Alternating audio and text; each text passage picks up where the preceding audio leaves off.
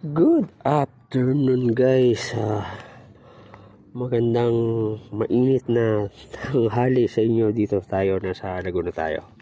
Umuwi tayo kasi nakakita nyo yan, damo. Dami siyang damong liyaw at saka mga naglabasa na yung kawad-kawad. So kailangan tanggalin natin siya kasi pag hindi natin siya natanggal, ma-overpower niya po yung mismong bermuda natin.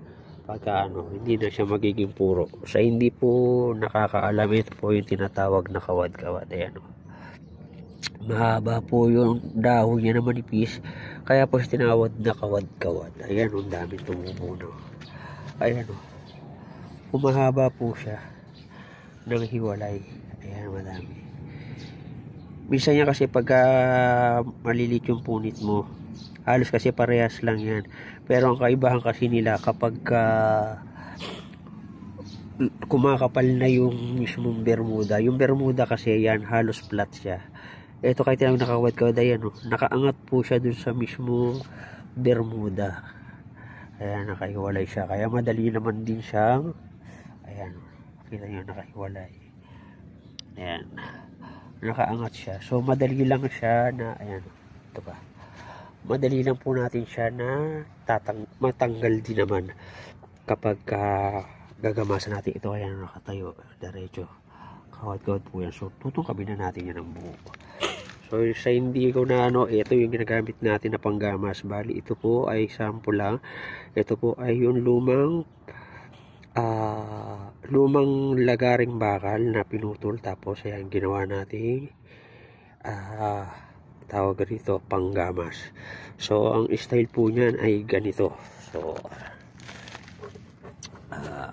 ito ko nakikita nyo, ito yung isa sample, di ba? So dinudukot yan, hawakan mo siya, may pinakapuno, tapos sinusungkit yan. So ayan, kuha mo na po siya.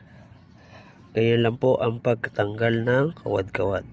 Kasi kung isasama mo yan, kung magugupit ka, sasama mo yan dyan, pantay lang po yan pagka tinignan. Pero sa katagalan, ma-overpower niya na yung mismong bermuda, magiging kawad-kawad na siya. So sa akin pagka nagtatanim kami yan ng bermuda at may lumalabas sa ganyan, matik ko yan tinatanggal na namin para hindi kumalat yung niya, parang pinakasimilya. Kasi pagka nagkaroon na ho yan ng at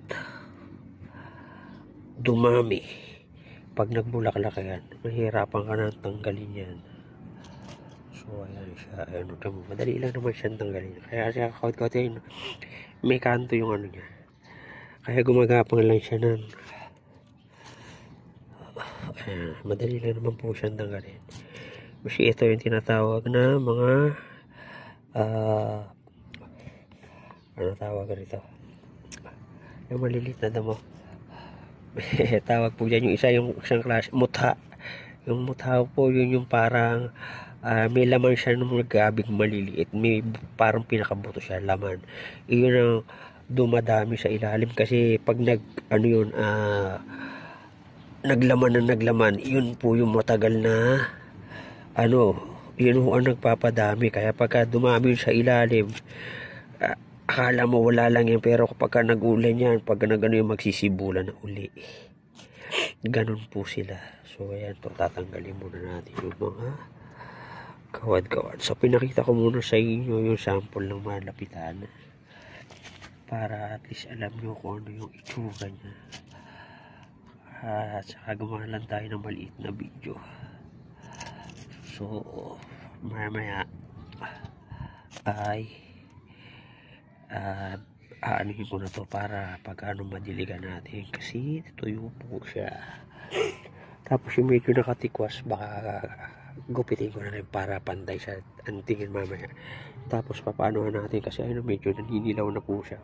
Hindi na po siya nag-verde kasi kulang na po siya sa dilig, dahil wala nga nagdidilig. Kaya umuwi tayo rito kasi malapit na rin itong kunin, kasi yung tanim natin dun sa divine na Carabao grass ay may kukuha na po noon pagka so ito yung ipapalit natin doon. So kaya kailangan paghintayin natin to para maibalik natin doon. So ayun guys, hanggang dito na lang muna po itong video na to. Mamaya magagawa na lang ako ng follow-up video pagka nagdidilig na tayo rito. So maraming salamat po sa panonood. Thank you for watching. God bless. Happy planting.